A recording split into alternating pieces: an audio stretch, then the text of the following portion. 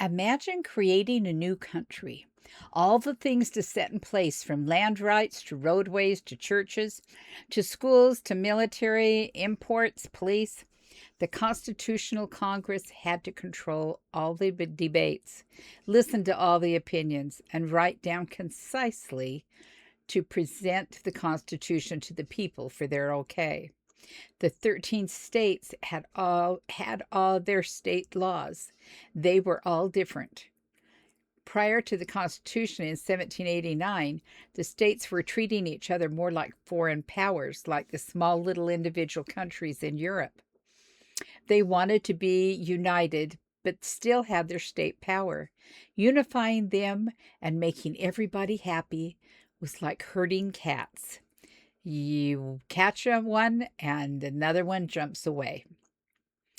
So, after the amazing three headed eagle, or the branches of the government, were placed as a masterful foundation for the Constitution, then they decided they needed to take care of the states. So, they needed to unify them and to help them to solve problems they were having right now and that they knew they would have in the future. So that's where Article 4 comes in. Before we start Article number 4, talking about the states and their problems, I want to share a story with you of when I was 10 years old, just before I turned 11. Sibling rivalry was running rampant that summer with my brother and I. He was 15 and I was 10. We quarreled, teased, and egged each other on with feats of stupidity. My mother was going crazy. And with everything was going down. I'm sure that her mother's ego was really dwindling that summer. As my brother and I were leaving a church meeting that summer, our church had 18 steps on the outside and 10 steps on the inside before you went up to the chapel. And so there was a lot of stairs. And we were coming out, and my brother said, "I can jump down 4 steps at a time." And I replied, "No way, prove it." So he did, looking way too smug when he got through. Well, I couldn't let him outdo me, so I leaped out of pride and I landed on my target. Not 4, but 5 steps is what I jumped. He looked at me astonished. I was astonished too. I couldn't believe I'd done it. There was only one thing left for my brother to do. He had to jump 6 steps in one leap. We both held our breath, and he jumped. He was flying and stretching, and I counted 1, 2, 3, 4, 5, 6, 7, and he crumpled to the ground. He landed hard, and he rolled down the remaining stairs. I ran to the hero. He had done it. This time I was willing to concede that my defeat had been met. I knew he would have a few bumps and bruises, but wow, 7 steps, that was really awesome. When I reached my brother, he just moaned in agony. I helped him get up, and his leg really hurt bad, so I became the human crutch while he hopped home. Both of us were exhausted when we came through the door, and I thought my brother's moans and groans were overdramatic as he laid on the floor and yelled for my mother.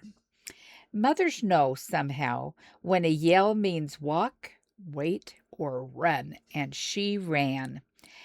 After looking at his leg, she announced she thought it was broken.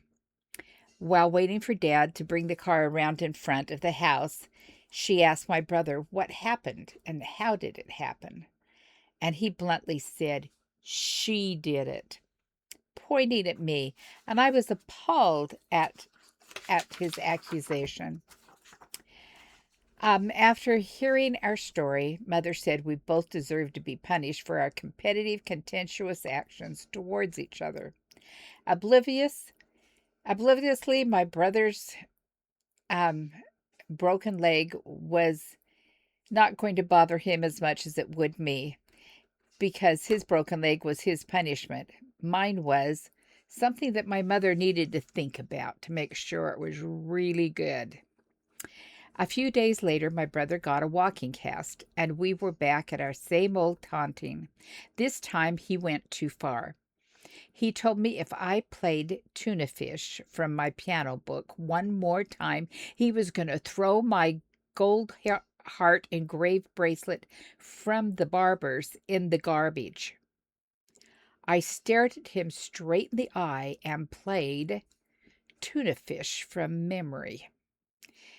He threw my treasured bracelet into the garbage, and I ran to retrieve it and took the empty Kleenex box that was on the top of the garbage, and I tossed it.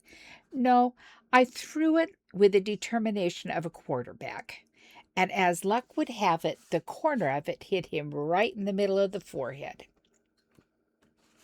Wow, was he mad. He ran, and as he was right at my heels, and I ran like crazy. I ran out the front door, and he kept coming. I ran past the neighbor's house and started up the wide rock driveway by the barber shop, with him breathing down my neck. That cast wasn't slowing him down any.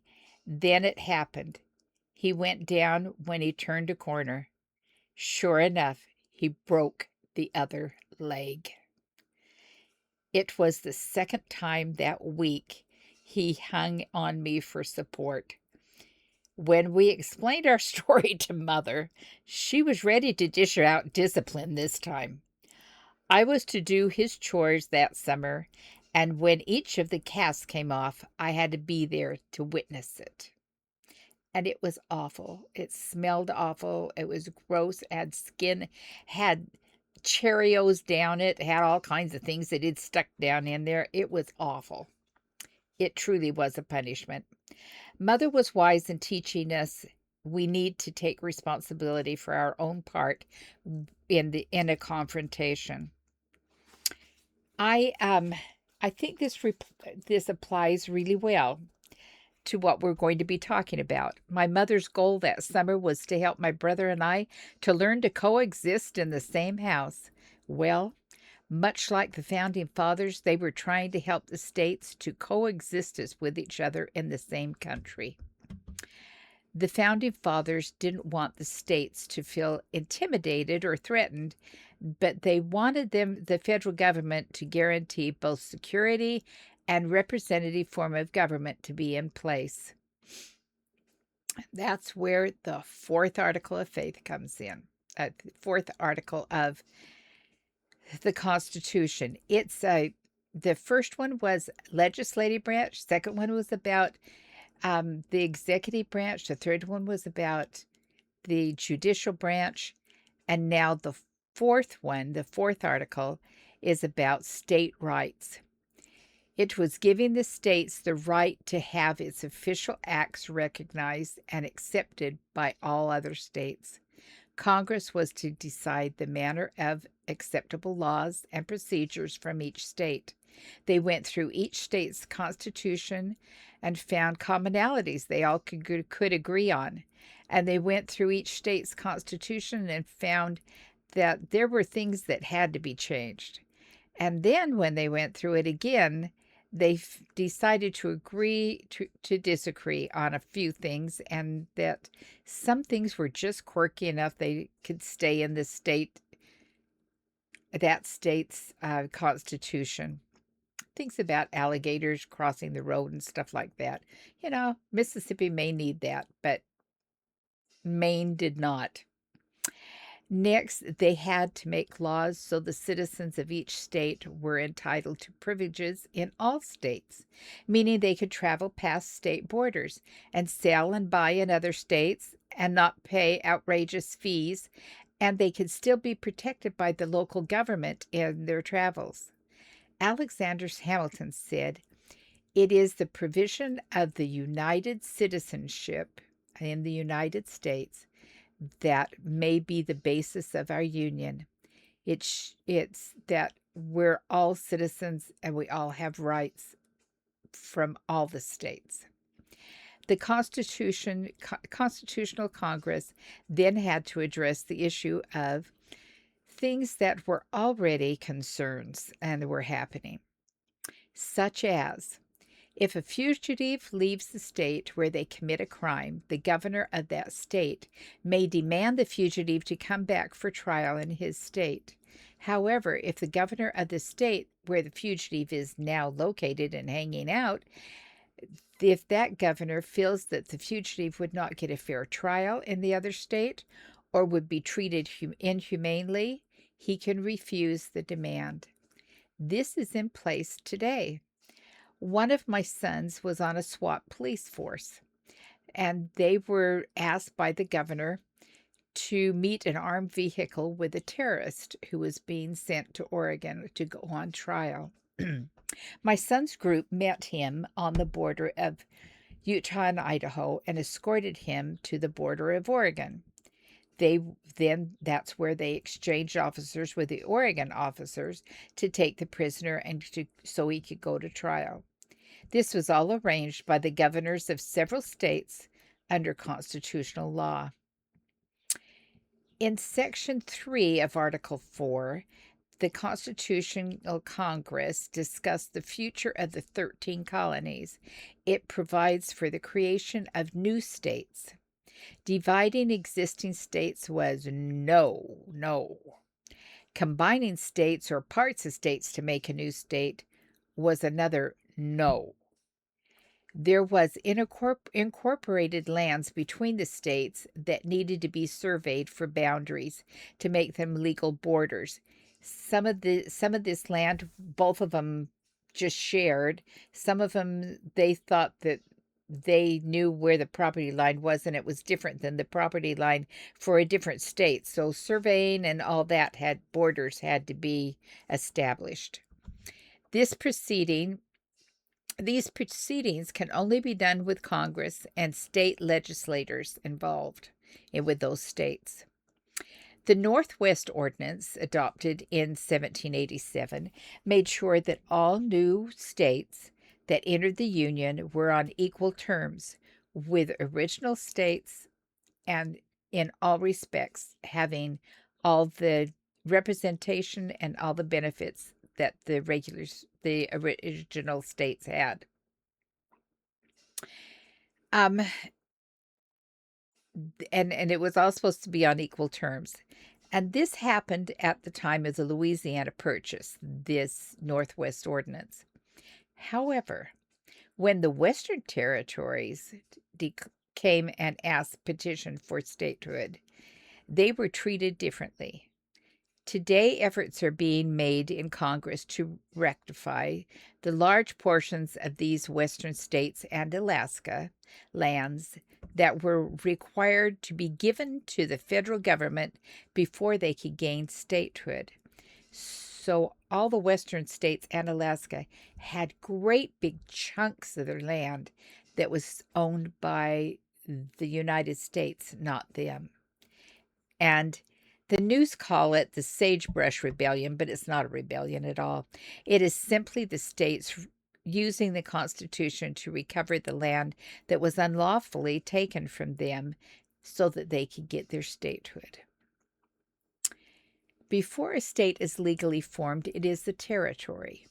Each territory has delegates to represent them in Congress.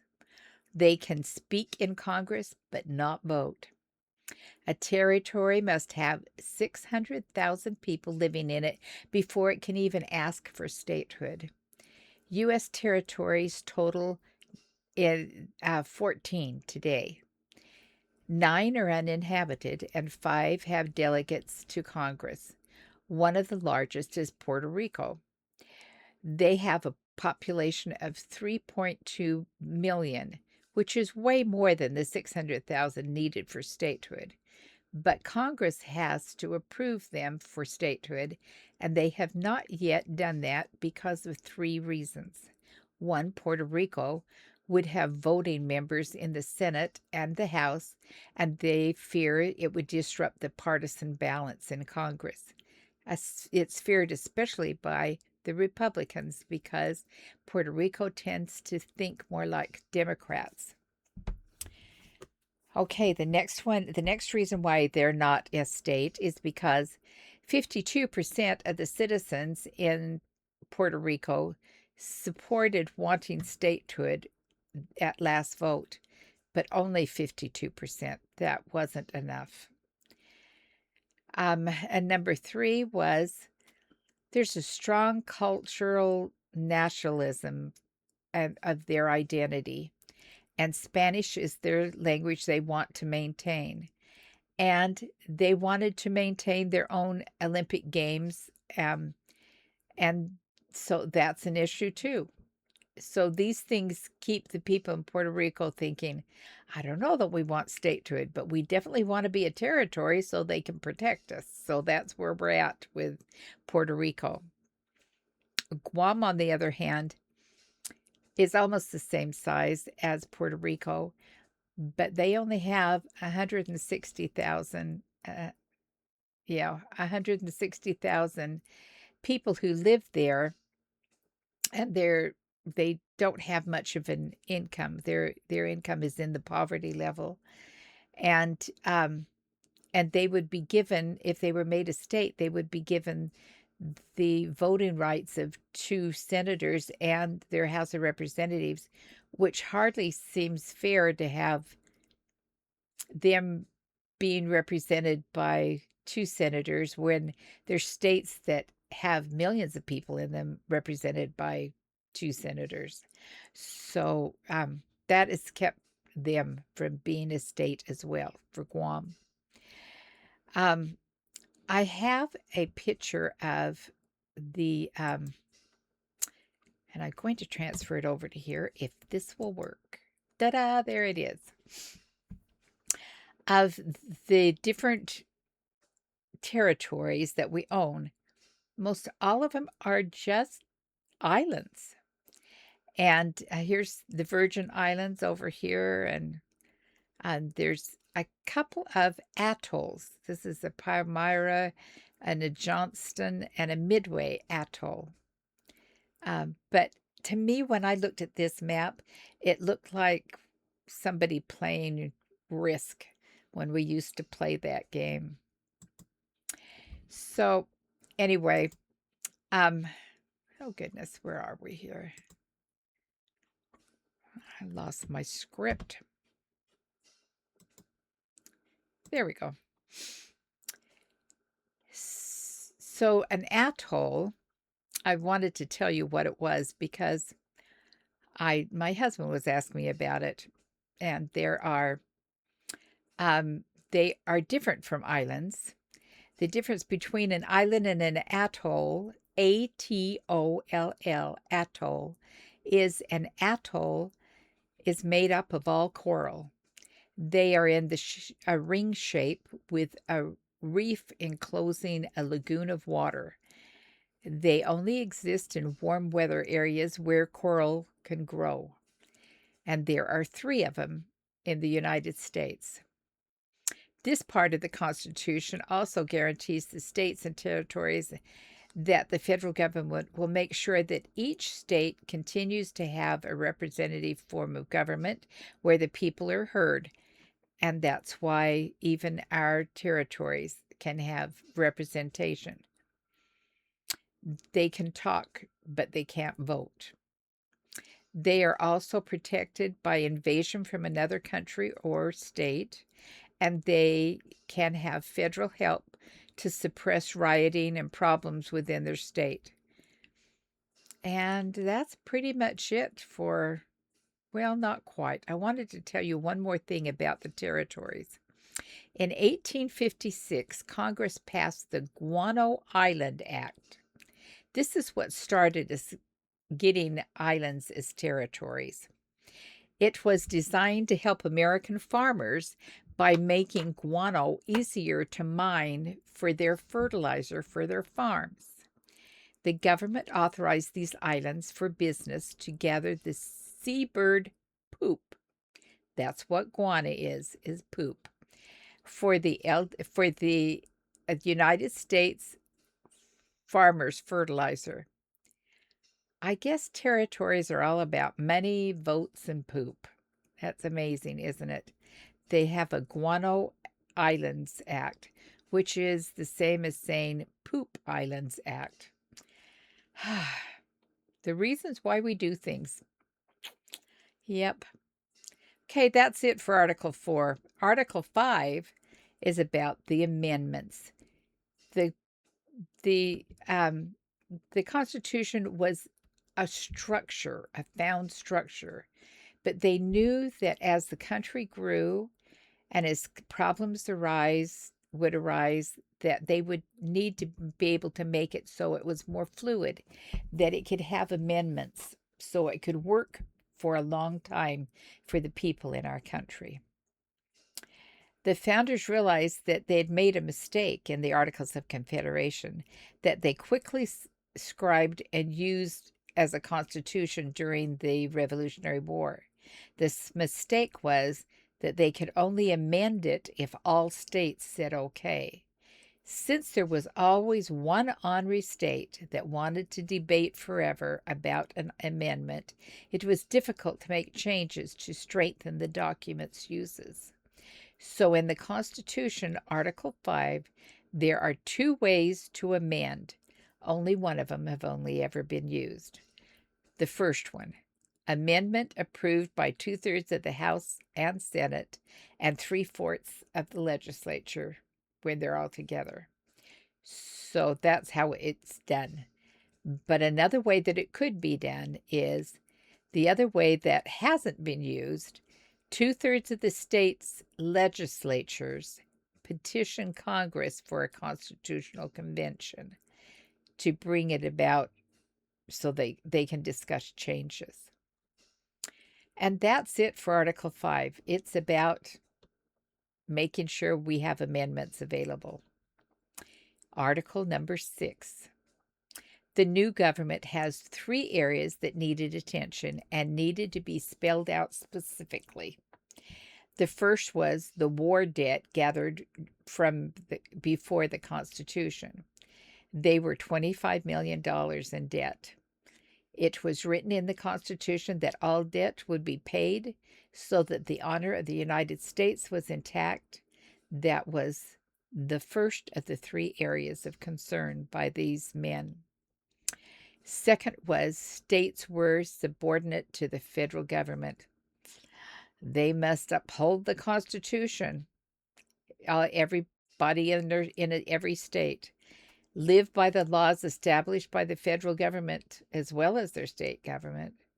Agree on the treaties entered into as the federal government. And judges of states were bound to the laws of the Constitution above that of the laws of their state. And these things had to be in place for there to be continuity and unity. Okay, the third thing that we needed to have done was to ensure complete loyalty to the United States was for all federal officers. And so it is written in the Constitution that state officers, senators, representative judges must take an oath to uphold the Constitution. That means governors as well. No religious convictions were to be connected with this oath in any way. That's Article 6 wrapped up. These matters needed to be unified and addressed, and so they put it in its own little article in the Constitution. And the people had to agree to be subordinate to the Constitution. Okay, the last article in the Constitution is Article 7. There was a serious concern about all the states whether they would all ratify this Constitution. Remember, the states were giving up some of their power to put themselves in a safer position by uniting. There was a need for this to be done in a timely fashion to get the new government functioning as soon as possible to solve pressing problems. This Article 7 was the ratification of the Constitution could be done with 9 out of the 13 states. That was sufficient for the establishment of the Constitution between states.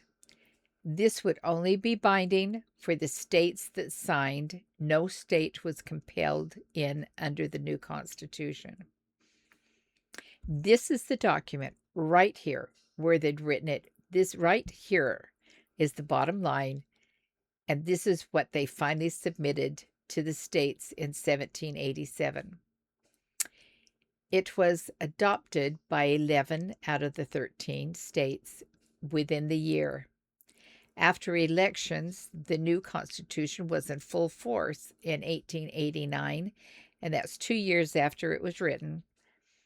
And Washington was inaugurated, and our new country was up and running. In order to get the states to agree to all this, there were promises made to have first on the agenda for Congress to put some added amendments in. The states submitted 189 amendments on that first Congress, and the Congress addressed them all. They were isolated and consolidated down into the Bill of Rights. And so we have completed a Buffy abridgment of the Constitution, and next time there will be the humanitizing of it to meet more personal needs for rights through the amendments, and we'll discuss the Bill of Rights. May God be with you till we meet again.